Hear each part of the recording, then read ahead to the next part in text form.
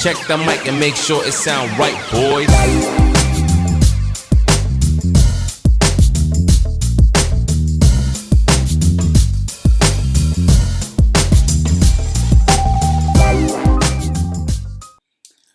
Hi and welcome to the Wolfcast. Wolfcast is brought to you by Drogheda Wolves Basketball Club, and I'm your host Noel. On today's episode, I'm delighted to be joined by our Director of Basketball, Maeve Coleman. Maeve has coached at every level in the game and has coached and represented Ireland and brought many teams to European and international tournaments. So stay tuned. Hi Maeve, how's things? Hey Noel, how are you? Good, and you? Good. How's lockdown and COVID been treating you? Good. Learned to slow down, and that was good. Put a bit of perspective on what's important, and that I realized that when basketball was taken away from me, that I hadn't really got much else in my life, and that was a steep learning curve. So I'd often toyed with retiring from coaching, not being involved in the club, everything. I was prepared to step back, and then when it was taken off me, I sort of went, it means too much, but also that I needed other things in my life. So I'm back coaching under 10 girls. Well, they'll be under 12, under 11 next year, and I'm going to be with the under 18 boys. And I now have 2 allotments with my other half and a polytunnel in my garden with all fruit and veg. And I'm just trying to take things a wee bit slower. No, that's good. And obviously, I know we've discussed out of this and away from this, like I think this whole thing has put perspective to everything for everybody and shed a lot of light. And I know you said slowing down, but I know when you commit to something, it's commitment. So 2 allotments and a polytunnel is not relaxing or taking it easy. Well, it's a whole different thing, it's, so I'm looking forward to that and spend a few hours every day there, over there in the allotment. So it's brilliant. It's a different outlet, and then it gives you obviously that, different outlet in regards, like you're away from things and you're able to switch off, like obviously, from your home life to work and basketball. Probably nice to get away and very much so. Yeah, very much. Engagement. Getting ready for retirement now. No, don't be talking. Counting. I'm counting. So obviously, for yourself, if you can give us a overview of being the director of basketball for Drogheda Wolves, what does that entitle for you, or what's it mean to you, or? I would take the role very seriously, and I would see the role that it's my responsibility to manage the coaches and the resources that we have, and in lots of different ways. I would organize coaching courses to make sure that they're all stepping up, like yourself. You go do your level 1, hopefully people go do level 2. That I'm always trying to bring in, like we have a group of TY students who will do a course now at the end of August. So I think that's my responsibility, to make sure that we've always got new people coming in, because I think it's good to dilute. They don't want to be having the same people year in, year out. And basketball, as you and I have discussed, is changing. And you have people like me teach, coaching with the old hat on, so I think that's my responsibility, allocating the right coach to the right team. And it's definitely taken me a couple of years to see people and what their strengths are, what their weaknesses may be, where they need to learn with the team that maybe they don't think that they're right for, but I actually think that they're very well suited. Who's good for a long-term program with someone over 2 years, who's good for, the academy. So it's that, and then stuff like allocating slots. Now Ger Finnegan's been a great help last year and this year. I would have done it myself. That's a headache. We need 70 hours for training this year a week, and we only have allocation of 55. So we're trying to find a needle in a haystack right now and manage it, so, but it's wonderful. It's a great job. I don't know whether people like me arriving and going, but I have great help now with Gavin, who's with the men's team, who you've had on, and Emer. They've been great. We have a little coaching committee, and we're putting together a resource book for all our coaches. Age. So when I pass my kids on from under 10 to 12, they should be able to do a series of skills. And if they don't, that's on me. So that's a brilliant resource tool. We have a website, Gannon Baker, that we have access to for all our coaches. We're going to have the FIBA app. You know, we have basketball camp coming in the next 4 weeks, and we're going to have coaches workshops every week.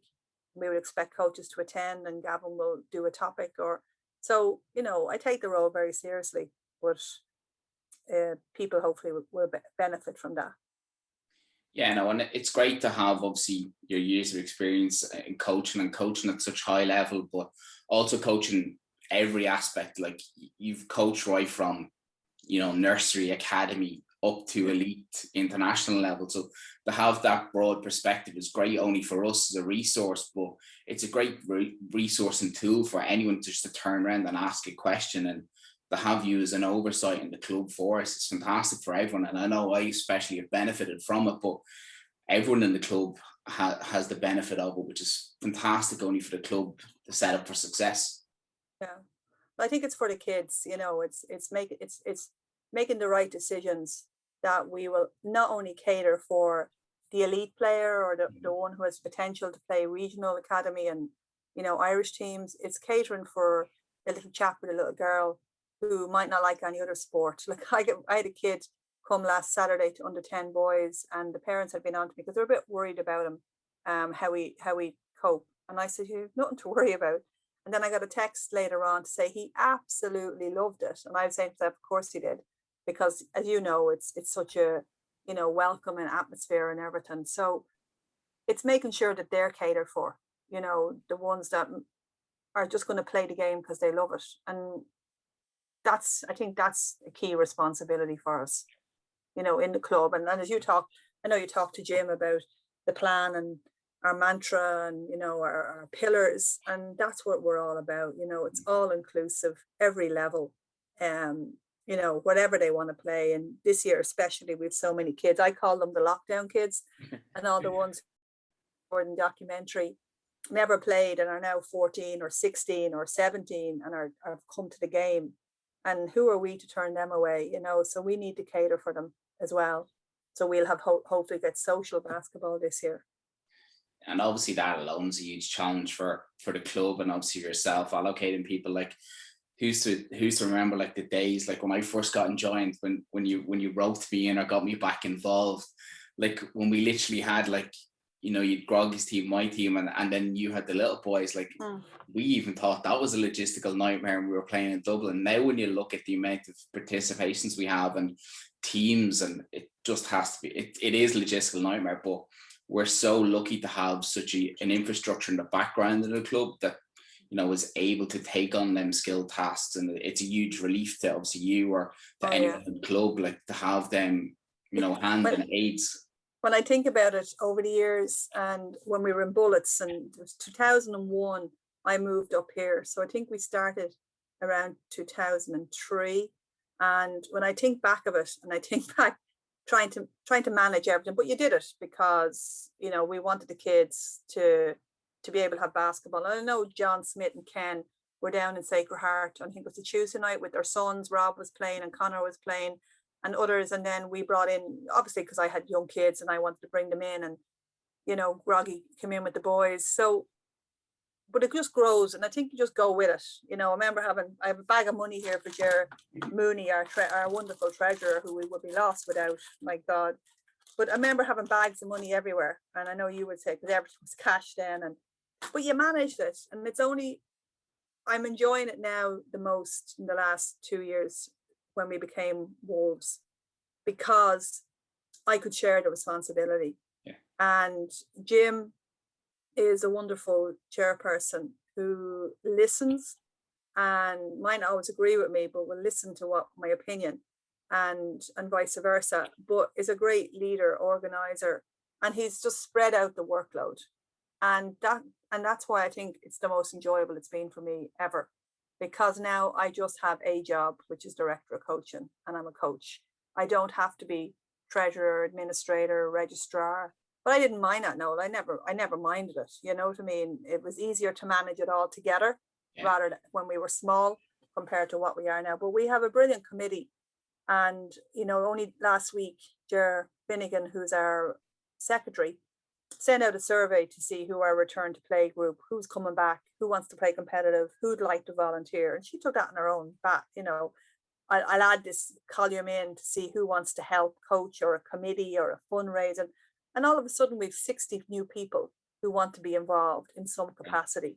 I mean, that's amazing. So now somebody will be tasked with that responsibility to reel them in, you know. And I would also like to go back to your comment when I got you in, and the same for Jim Agnew, Siobhan Hackett, and anyone else that you've had on in the past. I saw a skill in all of you that I thought would be very important to our club.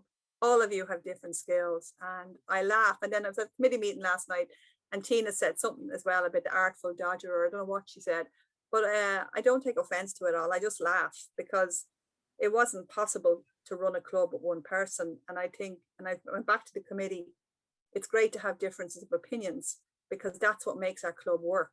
Yeah. Because if we were all nodding dogs and saying, yes, Jim, no, Jim, or yes, Maeve, no, Maeve, or whatever, we'd be going nowhere. We'd be going in circles. And I think that's what makes it so dynamic, which is, you know, what I see us at the moment. Definitely. Just being on the up and up. And obviously we have such skilled people with such different ranges of skills, which helps the club. And then obviously we've huge diversity in the club. Like we've people from all walks of life and in different roles and different positions in the club. And I think having that dynamic makes us so unique, but it makes us better. And especially now that we have we almost have a business organization structure, two things where predefined roles, everyone has predefined jobs, and it just makes everyone's life easier, especially yours, because I know how much work you put in previously, and you know.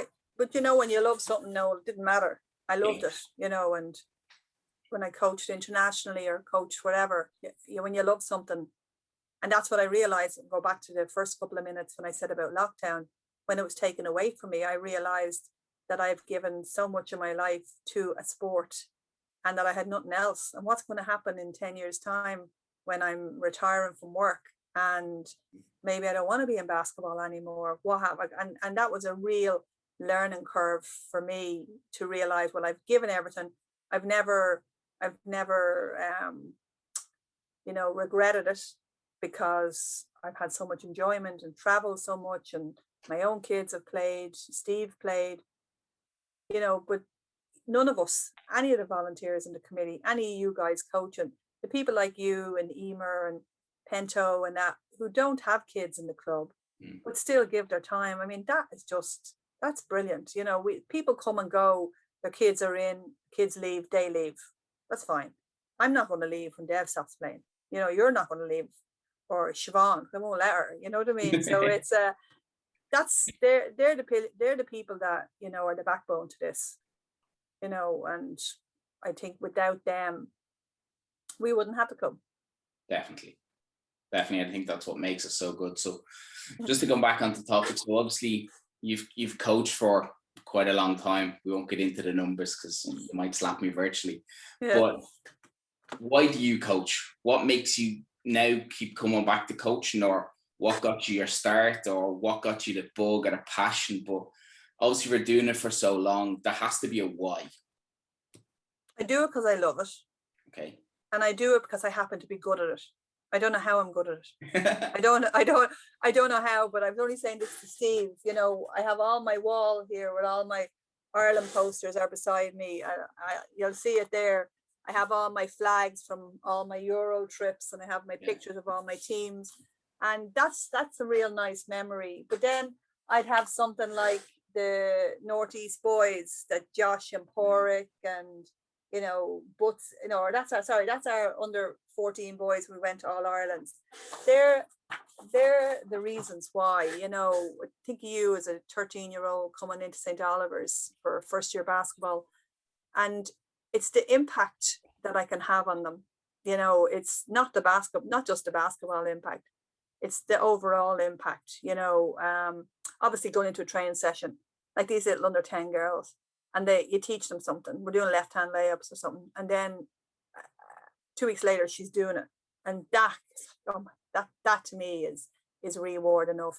Or you know, I see someone who's now playing senior women picture yesterday on Basketball Ireland, and I saw Dana Finn and I saw Enya on it, and I said, right, they were mine for 2 years at under 16. Yeah. You know, that is a reward. But it's the life, you know, when I meet them downtown now and they're in their 30s, you know, or I meet them, one of them, I coach them in St. Mary's and he's now a teacher in St. Mary's, you know, and it's what it's given back to me, never mind what I've given to it, you know what I mean? It's given me very enjoyable 30 years. How I got into it, I'm rambling now. I didn't start basketball. I was 13 when I went into first year.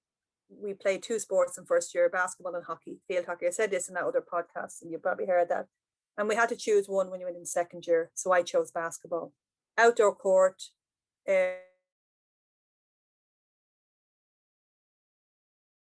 Loved it. Absolutely loved it. I was tough as nails and I loved it. And then it just went from that. Played in a local club when my mother finally let me join. And then went to play National League, or it wasn't called National, it was called National League then in Marion. And that was unbelievable because I was green as grass. And then I started coaching in Marion and there was under 19 boys. I must have been only like 20 or 21. I can't remember. Coached them and I was just good at it. You know, I don't know how, you know, but you learn from, I'm a far better coach than I was a player. I was just tough. Actually, I was dirty. I was very aggressive, you know, but that's how I played, trying to make up for the lack of skill, I suppose. But I just loved it, Noel, and it's just been continuous. And I often talked, I say to you, that's it, I'm done this year. But you realize then, you know, I'm thinking, I sent texts out today to the under 10 parents. This is our training sessions, just so you know, we're playing in a league next year, you know, just so you know. So I can't wait for that, you know. So like I want to work with these kids now, these under 10 girls, under 11 girls. My plan is a different perspective. I want to look at retention and I want to look and see over the next 5 years, can I keep them together? So it'll be 11s, 12s, 13s. So 11, they'll be under 16, say. I want to see, can I keep them? I want to see how many I can keep. I want to see how they develop. So you read about this, you know, 10,000 hours. And Are you born? Are you born good? Are you born with the skills, or do you develop them over practice? So I said, well, I'm going to do my own little PhD. That's not a PhD because I never do another study again. So what I want to see is if I can keep them, and why do they stay, and how do they develop physically, and how do they develop in their skill, and what level are they? And that's really where. So I'm looking at these now. And I'm saying, right, she's got loads of potential. She's not got so much potential. But over the next 5 years, where is she who's at the bottom going to go? Is she going to jump them? You know, and I needed to do something for myself to keep myself interested and not just jumping from team to team because there was a gap here, a gap here, a gap here. And that's my plan. And I think that interests me. So that'll get me to the ripe old age of 60. And that would be time then. No, I'd be saying, bye girls, off you go and play National League. I've done my job and I'm now retiring. So you're basically going to use the club for your PhD instead of going back to college. Yeah. I said to a chap in work who will do a PhD, I said, if you're interested in this, I will gather the data and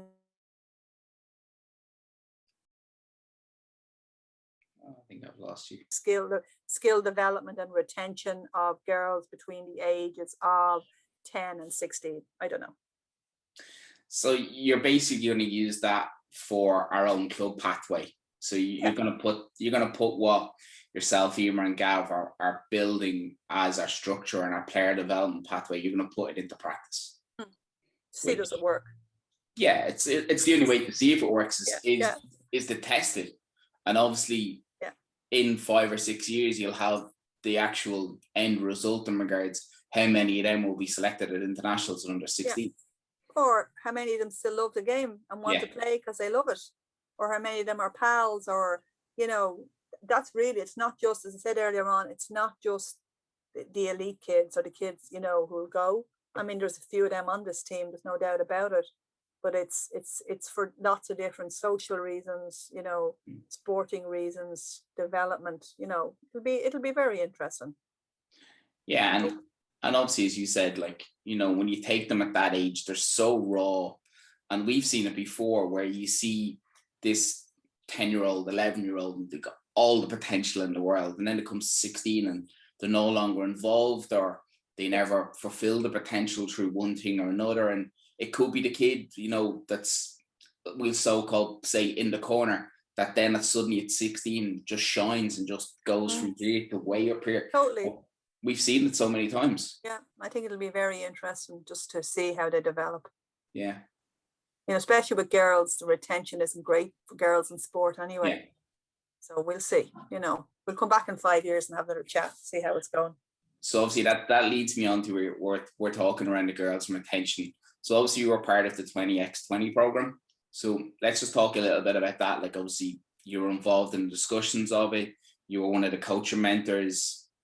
I know it's something that you have a huge passion for. It's probably an annoyance of mine within basketball in Ireland, that we don't have as many high profile female coaches. Like when we had that program, there was 5 of us up on the stage, and 4 of us, I think, 5, Deirdre and myself and Carmel and Aaron. I think there was 4 of us, was there? Yeah, and there was a lady from Europe. And, you know, Deirdre and myself have a level 3. I'm not sure. I'm sure Carmel and Aaron have level 2s at this stage. You know, I know there was a meeting a while ago, some women's group, Women in Sport in Ireland, or a basketball group, and they asked a question, and none of them knew that there was any level 3 female coaches, except for a friend of mine who was able to say, well, actually, you know, Maeve Coleman has a level 3. So it's, you know, and it really peeves me, you know, that there's not. Now, lots of reasons for it. Is to see it as a male dominated. Yeah, I'm looking at the women's Eurobasket at the moment. It's loads of female coaches. There's also loads of male coaches, but every year it's getting better. I mean, a couple of them were in Israel when we were at under 20 Euros. And obviously they've progressed up to their senior coaching positions and stuff. It's definitely a peeve. I mean, that week that we did the talk in basketball in the arena, it was excellent. And then I ran a coaching course with 18 women before COVID struck. That was excellent. Because women want to be mentored by women.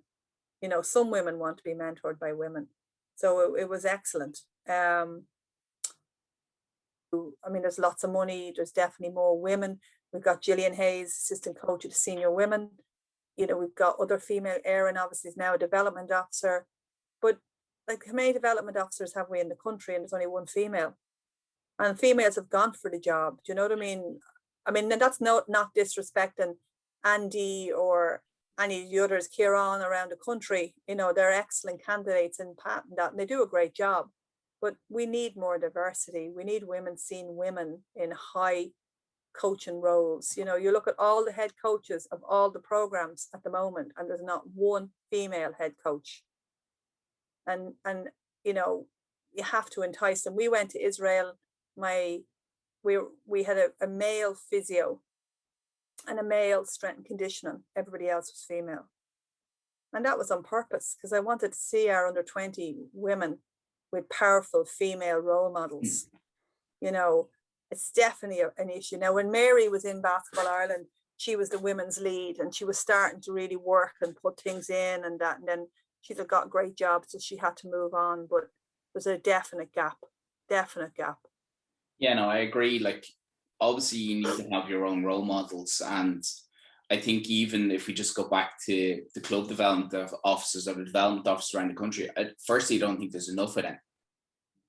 You know, so like, I know there was 2 appointed in Andy and Aaron, but I just don't think there's enough of them in the regions. And then obviously, I don't even think that there's enough structure for, you know, promoting females in the sport, whether it be on the female side or even on the male side.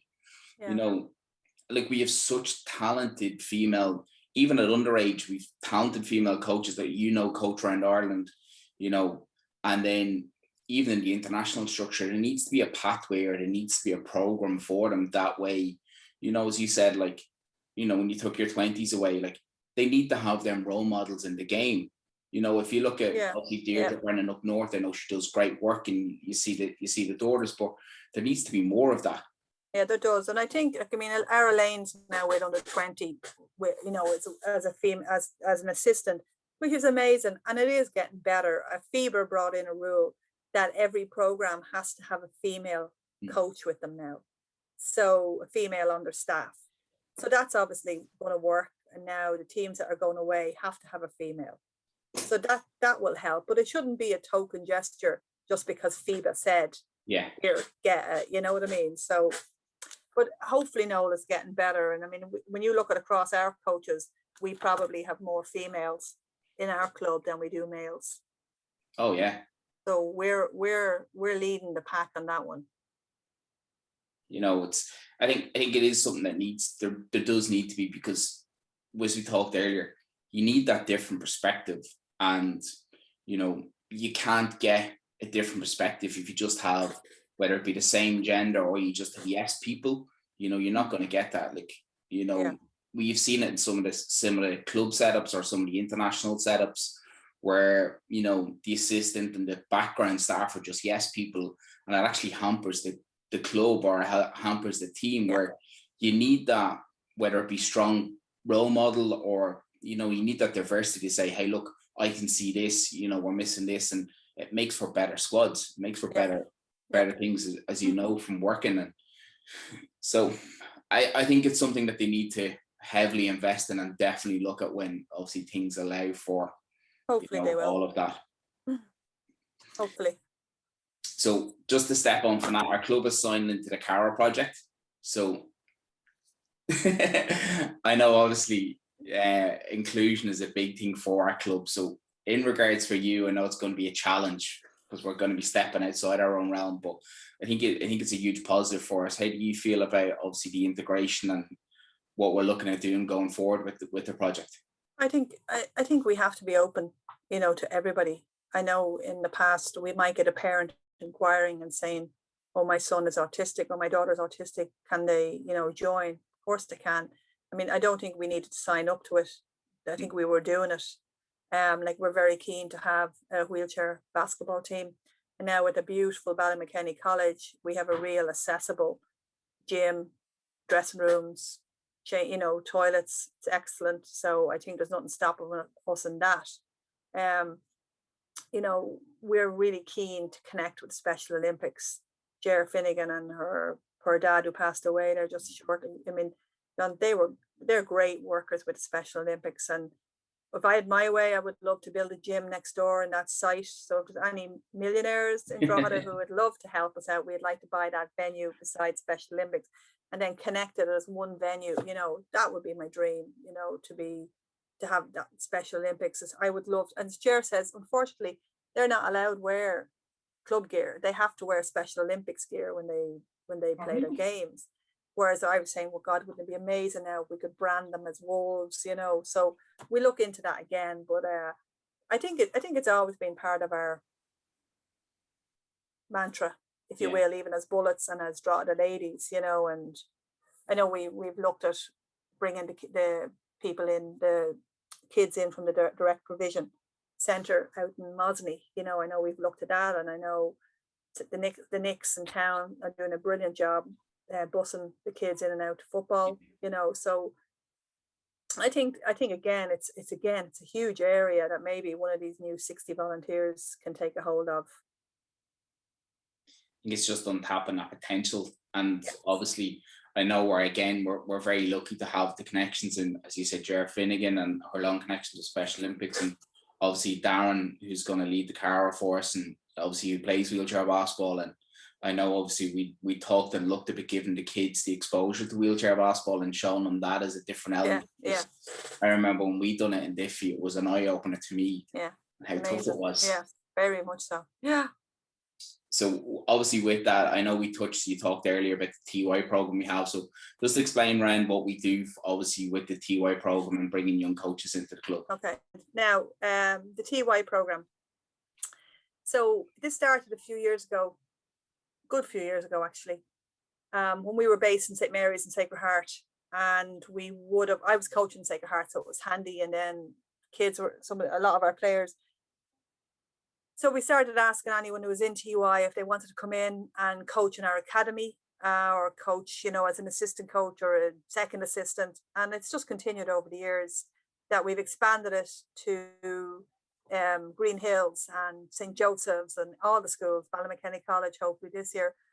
And so what the plan is, we sent out messages. We've got a load of kids interested, so we're going to do a TUI coaching course. You have to be 16 to do the intro award. Most of these are 15. So they'll do a 3-hour course with Gavin in the end of August, which will get them ready to go, and we'll put them with academy under 10s, under 11s. They will also do, the year before COVID hit, we went to all the TY coordinators in all the schools, asked for names of interested parties. They did a table official, a refereeing, and a coaching course. And then we were going to run a little league, but then COVID hit, so that's the plan. But as I said to you at the start, it's the only way to regenerate. And I have Cathal Mooney with us, and we still have Cathal with us as an assistant with under 12. And we've got a great bunch last year. Some are staying, some will move aside. My own kids did it, so it's a great resource to have. With Sophie O'Connor for years. We look at Maeve. I won't call her Pento. Maeve came out of Sacred Heart, coached in the academy, and as a TY, then took a team to Dublin League, I think in 6th year, her and Danielle McKenna, and has stayed with us ever since, and was up and down when she went to college in Limerick, and that's a success in itself. So it's great though to give kids exposure to coaching at 15 and 16 years of age anyway. Yeah, no, and I think it's a great program. Obviously, I've had some of them work with me previous years, and it's great to see them take on that leadership or take on that responsibility, and running sessions when they're at such a young age. I think it gives them a real appetite for the game, and I think it gives them a better rounded view of the game, especially when you see it from a different perspective. Obviously, when they're kids, they're so focused on playing and getting better. But when you see the game from different levels, such as a ref or a table official or coaching, I think it develops better players as well, because they're seeing the little insights that they wouldn't see if they're just so focused on playing. Yeah, totally. No, it's very beneficial to the club and especially to the young adult who learns, improves their communication, improves their management skills, their timekeeping, their tolerance. So they're developing their interpersonal skills, all of the skills that what TY is about anyway. Someone might decide, well, actually, I'd love to be a teacher. And someone say, oh, actually, no way do I want to be a teacher. So it's a great opportunity. And a lot of them are doing the Gashka Award as well. I know Cathal did all the levels of it over the years, but you do so much community work and so much interpersonal work, and you get marked, we sign them off in the sheets every week. So we're benefiting, but they're benefiting as well. Yeah, obviously we're teaching them life skills they can take forward into the workplace. And, I know I've talked to other guests, like coaching is very realistic in regards, you take it into your personal work experience, and a lot of the stuff I would use in work, I use a coaching and vice versa. Yeah, transferable skills. Yeah, very much so. Just so we can kind of round things off, so just so we can talk about the player pathway and developing a playing philosophy. I know it's something that we're still kind of in works, or yourself, Gav, and Emer have been working on it for quite a while. So we just talk about that. Obviously, you get the oversight and you get the view of our. Yeah, I think it's part of we got the bronze award, and we got the bronze award, and we have to go for the silver and the gold. And as part of that, you have to have a player pathway, a coaching plan, the whole lot. So we're actually killing a lot of birds, with the one stone doing this. So, it was easy to sit back and say, right, he's good, or he's got potential, let's put him on this team. He's got potential, let's put him this way. And we're all coaching different things. We're all doing different offense. We're so busy now. In the last 2 years, we've got the actual opportunity to be able to put down a philosophy. What do we want as a club? We're inclusive, we're not just about elite, we cater for all levels. But what as a coach do I need you to teach? Now, finally, we have a document. I'm just trying to find it. That will tell you, Noel, under 11 boys, what you need to teach them, what your 10-year-old, 11-year-old boys should be able to perform. I'll know as the under 12 coach, when your players get passed to me, what they should be able to do. And if they don't, it's on you, Noel. Yeah. You know, it's on me as the under 11 girls next year. It's on me as they move on, if they can't do it. So I need to plan my sessions accordingly. I know I'm teaching them how to rip through the ball next week. So I need to look at my resources to get my drills to teach a rip through, you know, and that's what this program is going to do. It's going to make the coach's job easier because, you know, too many of us spend too much time talking and training. Too many of us spend not enough time scrimmaging and training. Like I said to you last week, I put my hand up and I wasn't letting the girls play enough. And then last week we spent 45 minutes playing and they all loved it. And Gav made that point to me. He says, I'm seeing coaches and they're not letting their teams play. They're doing a shooting drill for 30 minutes.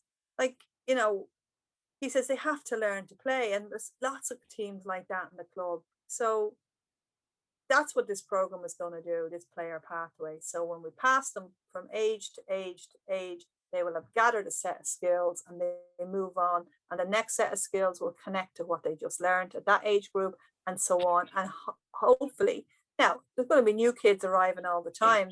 And, you know, that's fine. They're just, you're on a catch up as a coach and you adapt and put in stuff for them as well. But as a whole, that will be our plan going forward.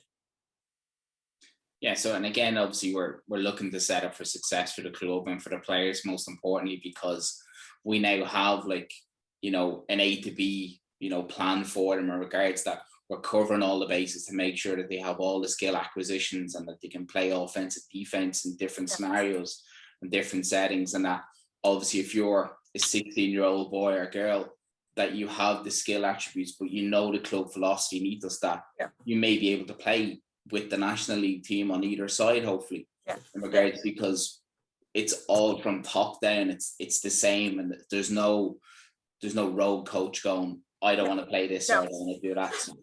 That's it. And if you're coaching with us, you're coaching our philosophy. You're coaching our handbook of what we want coached. And when I go to a session, I should see you as the under 11 boys teaching something on that.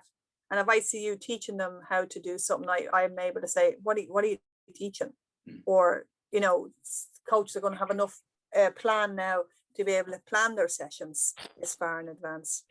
Like Emer, under 16 boys, under 18 boys, the 2A teams, we're going to run the same stuff as the men's National League team and the development squad. So that if ever Max or Daniel or Jake are playing on the National League team, they'll know what the plays are.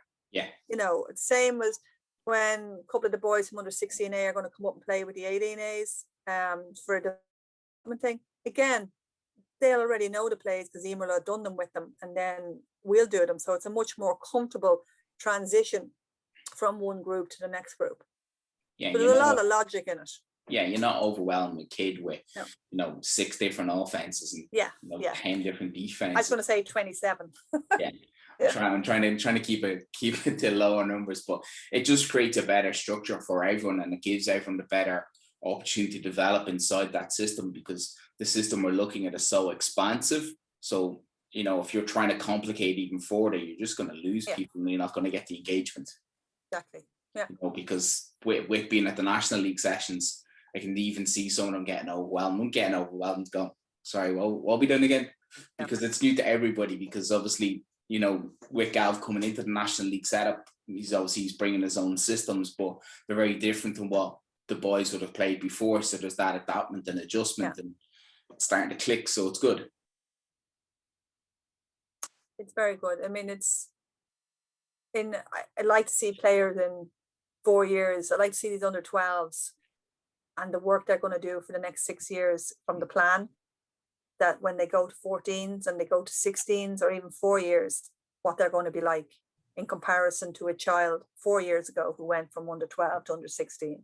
You know, if we follow this plan, if the coaches buy into it, the club have bought into it, you know, we're investing in our National League coach. We're investing in our women's senior coach. We're making, the rest of us are volunteers and we're out there however many nights a week. But we're making that investment. And Gav, we've utilized Gav even when we went into lockdown and couldn't train. We were, Emer and I and Gav were having weekly meetings doing our planning. So even though he mightn't have been down here working with you guys, we've used his knowledge and his brain and had him working on stuff for the club. So, and I think that was a big investment by the club to do that, to get the best out of him. But it will benefit, there's no doubt about it. Most definitely, and it is very much exciting times for the club going forward. And obviously, now that we look forward, because we're now coming towards the end of the tunnel, hopefully, fingers crossed, and we're going to start seeing games and we're going to start seeing our teams play competitively again, which is super. So what words of advice would you give to a young coach starting out in their journey? Listen to me. I'm only joking. Kids have changed.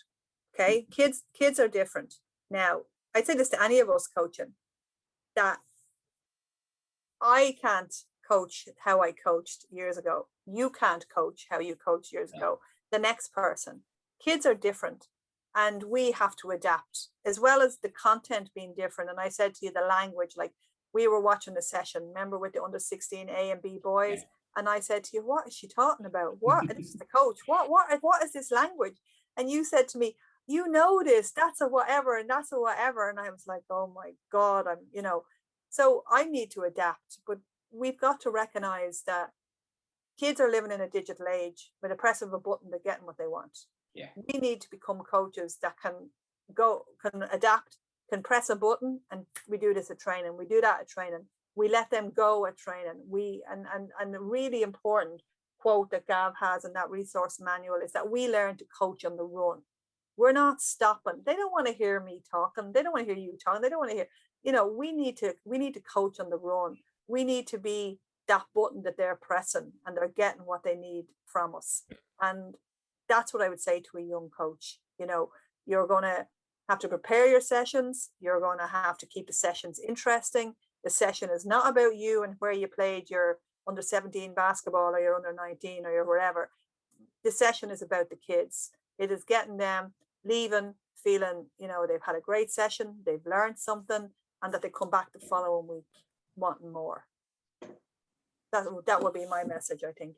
No, and I think it's a great message, because obviously with it being so digital, it is trying to keep their engagement, because now with the push of a button, there's so much resources, there's so much content there for them. So it is amazing. And I think because we only have them for such a small time, it is utilizing that time to its utmost and keeping them super engaged. Totally. I mean, no, they don't want me to be standing there going, now back in the day now when I was coaching Tolkien National League and I had Elaine Scally who was the hardest worker, they don't want to hear that. No. They just want to hear, like, what did I do wrong? It's a quick 20 seconds stop. All right, I need you to go back to that and fix this and fix that and set a better screen. Okay, let's go. That's what they want. They don't want to hear and I don't think either that and I think something we really should say is when kids are given feedback, like, we don't know where these kids are coming from. You don't know what life they're having behind. We don't know. We don't want to be negative with them. We need to be really constructive in our criticism. Kids, some kids who might be in trouble in school all the time and are just being told you're bold, you're this, you're that, you're that. They're not coming to sport to be told the same thing. So we need to find, the positives. And if he's great at retrieving the ball from the sideline, or he's great at that, if she's great at doing something else and helping you out, we credit that. And that's something I really, we can't be hard on kids. We don't know where they're coming from. They love the sport. They're coming to play the sport because they love it. If they leave the sport, we have a big responsibility in that. Is it something in my coaching? And I would always question myself. The success for me as a coach is them coming back in week by week. I know they love it, and I'm helping in that love. So, coaching is a huge responsibility. It really is a big, big responsibility, so.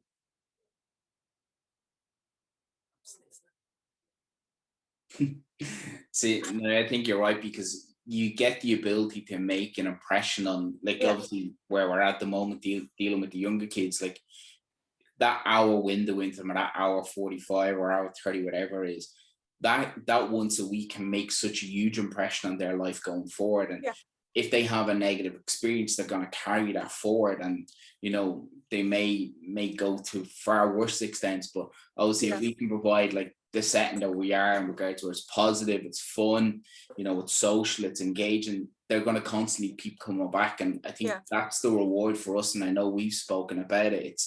It's seeing them leave happy, but it's seeing them come back next week with the hunger for more. Yeah. And I think like they have to see us as approachable. They have to see us. And sometimes you need to reflect. And I know that the course I did last year was all about reflecting on your own ability in your role. And I think as a coach as well, it's like, how did I deal with that? Like I needed to correct what was happening, or maybe they're not performing, or maybe I think they're not working hard enough. But rather than me roaring at them going, what are you doing? Maybe I needed to be better in my language. Do you know what I mean? And that's something I try to be better at.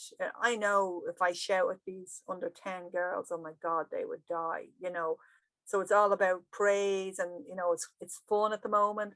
Under 18, I'm a different coach with them, as you know, but I still don't want to be giving out to them.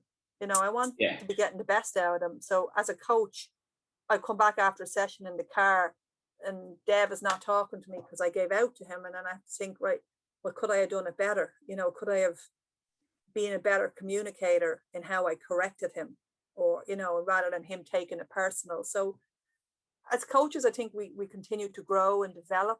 I think the skills that we learn to teach is one, but as a communicator, as a person that you're relied on by these kids, sometimes we're the only steadfast things in their life that they're going to see you or me or Siobhan or Emer on a Tuesday at 7 every week, and they can count on that.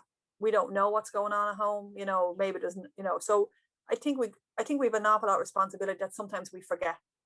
And and I think that's maybe because I'm way down the line in coaching, you learn from making mistakes and not handling situations right. But if that's one thing I would say to any coach, a young coach or experienced coach like you, or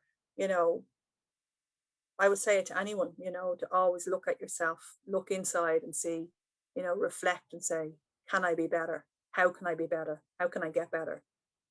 Yeah, no, and I think that obviously stands then to be a testament to make better coaches. And it's something I know through working with you and talking with you, it's something I constantly do after every session, is I look for positives and negatives. And then my most important thing is, how can I make that better? And then through that, it will make me better, because I'm constantly questioning or challenging myself or the players to be better or to be greater and, make things better. Yeah, and it's how you communicate that message to them. So, if I think a person is not working hard enough, is roaring at them and saying, you're not working hard enough, you're letting down your team? Or can I have a quiet word and say, you're not feeling great tonight, you're all right, have a little water break, how can I be better? But it's like the question, you and I had a conversation some time ago, and you said to me, I don't know where my role is. I don't know where I'm the best coach. I don't know, do I want to be with the men? Do I want to be with younger? And I suppose, and then you took my 10 girls and the boys last week, 2 weeks ago, and I said to you, I know where you are. I know where you should be. But sometimes people don't want to hear that message either. Do you know what I mean? And it's, you were like, nah. And I said, well, actually, yes, because you can teach this and you can teach that, and you're a good communicator with this. And there's perhaps a different Noel with this age group than there is with, and sometimes it takes someone from the outside saying that, you know what I mean? Like, so it's all about evolving as a coach, evolving as a person, isn't it? And adapting as you go on, learning from that mistake, not making the same mistake again the second time, and becoming a better coach. So that when you're driving home from training, Noel, you're saying, right, I went and followed my practice plan. The kids worked hard. I worked hard. That was a great session. Yeah. and the 12 little faces are looking at you at the next session going, what are we doing tonight, Noel? What are we doing, Maeve? You know? Yeah, no, and I think that is a reward for us. And obviously, you know, with ourselves being volunteers, like there has to be a reward for us, you know, because we're not getting paid. We love what we do. And obviously, as I said myself, like I have no, if you were to call it, vested interest in the club. So people constantly ask me, why do you coach in the club? Or, you know, that's give up so much time. Yeah, that as well. But it's that intrinsic reward. It's not 9 times out of 10, it's not for me, it's what I do for others. And I spoke about it in gym. I think I very much get that from my dad, that I'm very selfish. I would rather do something for someone else than do something for me. You know, we know what you need to do for you now. We had that conversation before the cameras rolled. Didn't we know? Yes, no. Yeah, open for debate. If someone wants to sponsor me a haircut, maybe we'll go that far, or maybe and we'll a beard trim for charity. And a beard trim. Yeah, well, there I've said it for the Wolfcast viewers. I've said it. We might look at doing it for charity because it has. No, don't even. It has gotten. Yeah. So it's a far cry from the 12, 13-year-old boy that you met, and then obviously we talked when the circle come back to meeting in Diffie, it's a very different experience of a person you see in front of you now. Yeah, things happen for a reason, don't they? Yeah, very much so. So I think you're doing a great job with the Wolfcast, I must say, and I think with such a diverse, it was a great idea that you had, and I know you were looking for something to do within the lockdown, and I think it's nice to hear the stories, definitely. Like Groggy, I knew Elaine's story because I seen her on the other one, the competition. Groggy's story was excellent. I didn't know about the primary school. I remember meeting Groggy in Green Hills Gym and wanting to throw him out of the gym again. Siobhan, it was a great story. I didn't know really about how much she played and everything. That was great, and then obviously Jim is a rocker. I don't know whether Jim said that. Like Jim is into rock music and worked in the radio station. Like there's lots behind stories behind Jim that he mightn't necessarily thought. But I think that's been nice to see, as you said, which was your goal and your aim, what the real people are like, and what their stories is. And I think there's lots of interesting stories to come as well of people. I know you and I spoke and I said I didn't want to talk about all the coaching because that's in the past, you know what I mean? The future is the interesting bit. Really. Yeah, no, I think you're right there. And so obviously with a look to the future, what's your hopes and aspirations for the club going forward and for the future? Obviously, the women getting to National League, I think it's maybe a little bit further away than we would hope. We did get offered a female American player from DQIT this year, but we just put on hold for a couple of years. And I think that's what we need to be pushing through the female players now, that we have a consistent layers coming every year, like the boys have. Like Gavin and I were talking this week, and he said it's so exciting looking down the road, looking down the line at the 18s, at the 16s, and at the 14s. Like we're looking at 6 years of kids who are ready to come, to play, to train National League. We need the same for the girls' side. So that would be a real goal. And we now have people in situ, who are going to push that through. Some young coaches, some experienced coaches, who will all follow the plan to a T. Getting more and more coaches, getting more people coaching like yourself and Elaine and Regional Academy and Scotty, getting people willing to bring their teams around the country to play against the better teams, because unfortunately the standard is not what it should be in the Northeast. Hence the reason we need to go to Dublin or we need to go to Ulster to play. So for the club, we'll continue to grow and continue to develop coaches, and that when people move on, that they leave it in good stead for the next crew, that we follow our mantra, and that somebody out there will give us some money to build a gym, because we so need our home right now, and we need 4 indoor courts. We need Gormanstown built somewhere in Drogheda for us. And I hope before I retire from Drogheda Wolves that will be at least in planning stage, so I suppose, and that everybody stays happy and healthy.